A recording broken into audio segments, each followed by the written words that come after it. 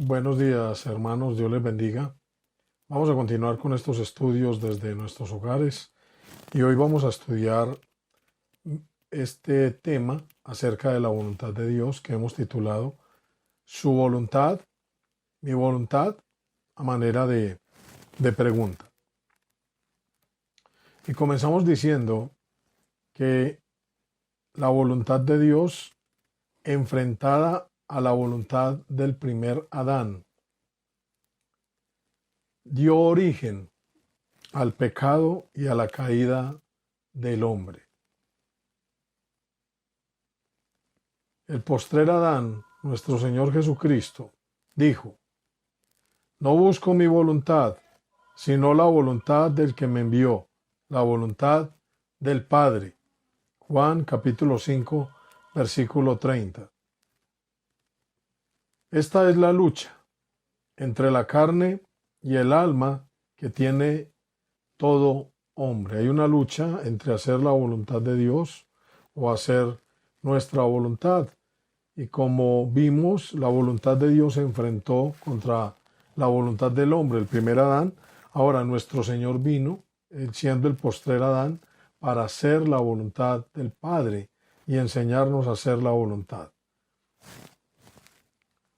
Vamos a mirar tres aspectos. El primero es la batalla, la lucha entre esas dos voluntades. El segundo es la condición del hombre caído. ¿En qué condición está el hombre cuando está caído?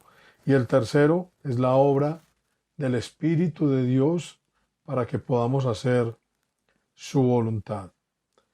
Esta es la primera parte del estudio, porque son 6 aspectos. En una segunda parte veremos los otros 3 aspectos. Vamos a comenzar con el primero, la batalla entre la carne y el espíritu. Es la lucha que tenemos todos los hombres. Y el apóstol Pedro la describe de la siguiente manera: Amados, os ruego como a extranjeros y peregrinos que os abstengáis de los deseos carnales que batallan contra el alma. Primera de Pedro 2:11.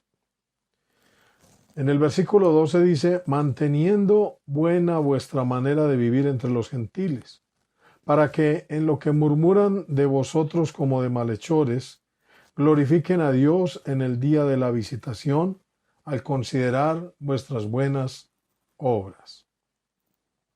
Ahora, el apóstol Pablo la describe en 2 textos de él. En Romanos capítulo 7, versículo 21 en adelante, dice el apóstol: Así que queriendo yo hacer el bien, hallo esta ley, que el mal está en mí. Porque según el hombre interior, me deleito en la ley de Dios, pero veo otra ley en mis miembros, que se rebela contra la ley de mi mente y me lleva cautivo a la ley del pecado que está en mis miembros. Versículo 24, miserable de mí, ¿quién me librará de este cuerpo de muerte? Gracias doy a Dios por Jesucristo, Señor nuestro. Así que yo mismo con la mente sirvo a la ley de Dios, mas con la carne a la ley del pecado. El otro texto es en Gálatas capítulo 5:16. Digo pues, andad en el Espíritu, y no satisfagáis los deseos de la carne, porque el deseo de la carne es contra el Espíritu, y el del Espíritu contra la carne. Y estos se oponen entre sí, de modo que no hagáis lo que quisieres. En estas 2 escrituras del apóstol se ve esa lucha entre estas 2 naturalezas, entre el Espíritu y la carne, para que podamos hacer la voluntad de Dios. La batalla.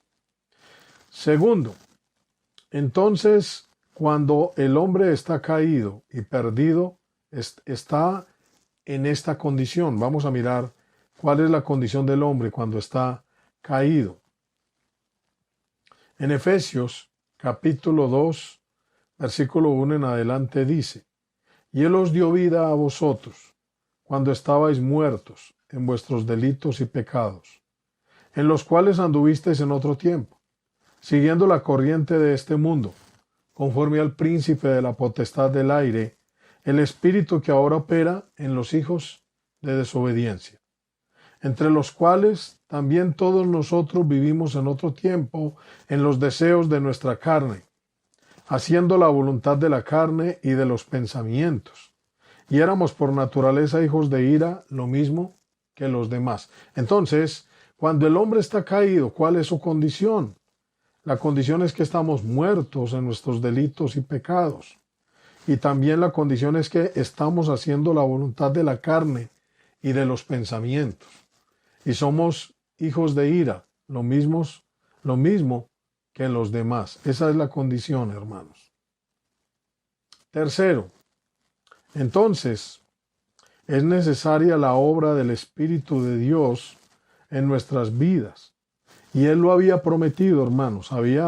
La palabra de Dios habla del Espíritu Santo de la promesa, para que el hombre pueda vencer esa condición, ganar la batalla, que era el primer punto que veíamos, y ahora vemos la condición en la cual estamos.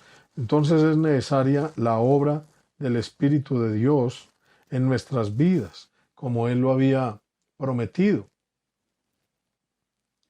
En Gálatas capítulo 3, versículo 14, se nos habla de esa promesa. Para que en Cristo Jesús la bendición de Abraham alcanzase a los gentiles, a fin de que por la fe recibiésemos la promesa del Espíritu.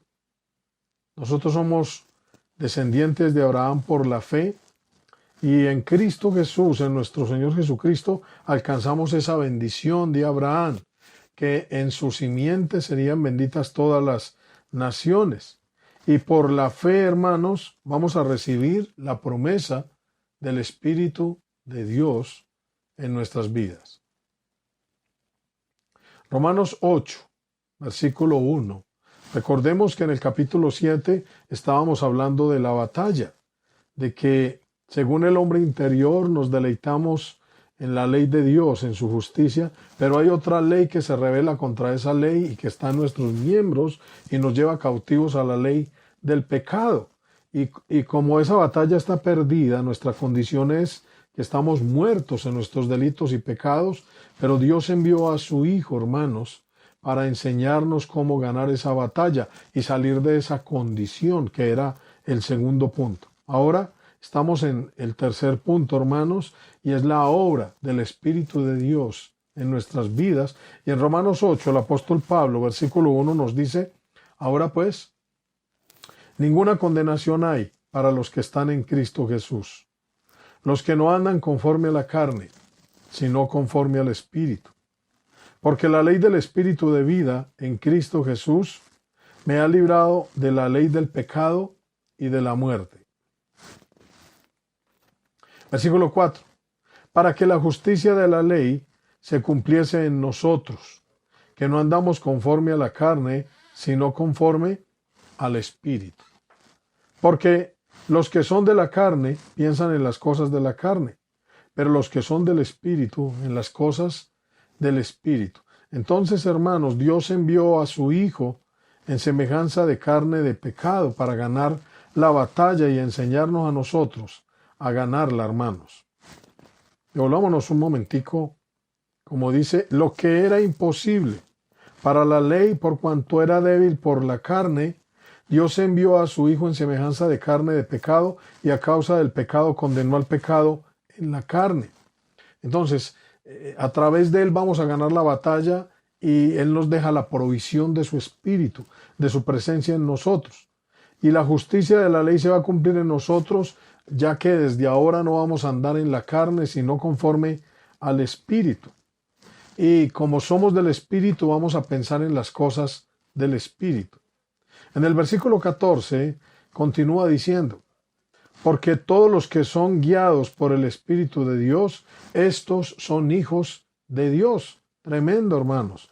Entonces, Por la obra del Espíritu ya no vamos a convertir en hijos de Dios y vamos a ganar la batalla para salir de la condición de muerte y la condición de hacer la voluntad de la carne y de los pensamientos en que estábamos. Ahora que somos hijos de Dios, entonces, ¿por qué somos hijos de Dios? Porque somos guiados por su Santo Espíritu. En Gálatas 5:18 dice más el apóstol: pero si sois guiados por el Espíritu, no estáis bajo la ley. Estar bajo la ley, hermanos, es que el pecado se enseñorea de nosotros, pero como ya vivimos en el Espíritu, entonces, hermanos, ya no estamos bajo la ley, porque vamos a pensar en las cosas del Espíritu. Y de alguna manera, hermanos, nos vamos a transformar a como es nuestro Señor, nuestro Maestro, nuestro guía, hermanos, el que nos da el Espíritu según la promesa. Y sabemos que el Espíritu, hermanos, se recibe cuando fuimos a las aguas del bautismo. Dice el apóstol Pedro: arrepentíos y bautícese cada uno de vosotros en el nombre de Jesucristo para perdón de los pecados y recibiréis el don del Espíritu Santo. Entonces ahora somos hijos de Dios y ahora por la guía del Espíritu no estamos bajo la ley. Ahora, por el Espíritu de Dios también, hermanos, hacemos morir la carne. Es necesario la obra del Espíritu y la presencia del Espíritu en nuestras vidas. Y Romanos 8:12 dice: así que, hermanos, deudores somos, no a la carne, para que vivamos conforme a la carne. Porque si vivís conforme a la carne, moriréis. Mas si por el Espíritu hacéis morir las obras de la carne, viviréis. Entonces el Espíritu que Dios ha hecho morar en nosotros, hermanos, nos fortalece, nos enseña, nos guía, como el Señor enseñaba en Juan 16, y nos da la fuerza, hermanos, para hacer morir las obras de la carne, porque cambiamos nuestra mente y ya estamos pensando en las cosas del Espíritu. Tremenda promesa, hermanos.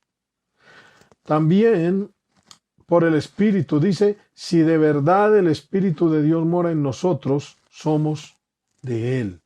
O sea, por eso decimos que eso es las arras del Espíritu, y también es el Espíritu Santo de la promesa, hermanos. Cuando ya nos convertimos en hijos de Dios, somos de Él. Si el Espíritu no está en nosotros, no podríamos decir que somos hijos de Él. Romanos 8:9 dice: mas vosotros no vivís según la carne, sino según el Espíritu. Si es que el Espíritu de Dios mora en vosotros. Y si alguno no tiene el Espíritu de Cristo, no es de Él. En el Evangelio de Juan, Jesús había dicho que si guardamos sus mandamientos, vendremos a Él y moraremos en Él. Esa es la promesa. Entonces, a través del Espíritu, Dios viene a morar en nuestras vidas. Y obviamente en su presencia, en la presencia del Espíritu, pues también está nuestro Señor Jesucristo y el Padre está morando en nosotros, hermanos. Ahora, en el próximo estudio veremos 3 aspectos más. Primero, ¿cuál es la voluntad de Dios? Segundo, la voluntad de Dios nos permite. Y tercero, la voluntad de Dios y el culto. Entonces, preparémonos para que terminemos esta lección en nuestro próximo estudio. Dios los bendiga.